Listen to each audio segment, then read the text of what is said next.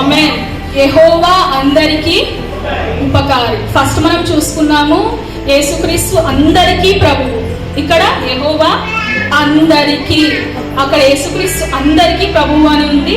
ఇక్కడ కూడా యెహోవా అందరికీ ఉపకారి అన్న. ఆశ్చర్యకరుడు, ఆలోచనకర్త, బలవంతుడైన దేవుడు, నిత్యుడగు తండ్రి, సమాధానకర్త అయిన దేవుడు, ఇంకా సర్వాన్ని ఎరిగినవాడు.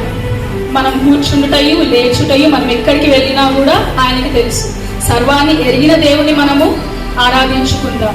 ఆయన ఏకరీతిగా ఉండే దేవుడు, అంటే మార్పు లేని దేవుడు, మార్పు చెందని దేవుడు, సహాయం చేయువాడు. ఆమె సహాయం చేసే దేవుడు, ఆయన మనకి సహాయం చేసే దేవుడు. నిర్గమకాండము 15:26 చూసుకుంటే స్వస్థపరచు యెహోవాను నేనే అని అంటారు.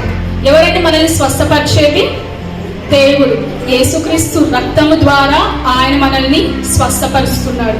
యేసుక్రీస్తు రక్తములో విజయం ఉన్నది, స్వస్థత ఉన్నది. ఆయన పరిపూర్ణుడు, పరిపూర్ణుడు అంటే కంప్లీట్ అన్నమాట మొత్తం. అటువంటి దేవుని మనం ఇవాళ ఆరాధించుకుందాం. మనకి సహాయం చేసే దేవుడు, పరిపూర్ణుడు, ఆయన అందరికీ ప్రభువు, ఆయన అందరికీ ఉపకారి. నీ సన్నిధిని సంపూర్ణ సంతోషము కలదు, నీ కుడి చేతిలో నిత్యము సుఖములు కలవు. కీర్తనలు 16:11.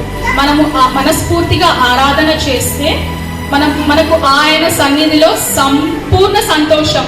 కొంచెం సంతోషమా అండి? లేకపోతే ఇంత ఒక 50% సంతోషం అని చెప్తుందా? సంపూర్ణ సంతోషం అంటే మొత్తం సంతోషం అన్నమాట. అంటే మన హృదయాన్ని మనము ఆ సాటిస్ఫాక్షన్ వస్తుంది అనమాట. మనం మనస్ఫూర్తిగా ఆయనను ఆరాధిస్తే ఆయన సన్నిధిలో మనకి సంపూర్ణ సంతోషం కలుగుతుంది. ఆ సంతోషం ఎవ్వరూ కూడా ఇవ్వలేరండి. మన వాళ్ళు ఎవరు ఇవ్వలేరు, ఈ లోకం ఇవ్వలేదు, ఎవ్వరు కూడా ఇవ్వలేరు. కేవలం ఆయన సన్నిధిలోనే మనకి సంపూర్ణ సంతోషం కలుగుతుంది ఆయనను ఆరాధించడం ద్వారా. అదేవిధంగా ఆయనను ఆరాధిస్తే మనకి కృపావరాలు దొరుకుతాయండి. 9 కృపావరాలు.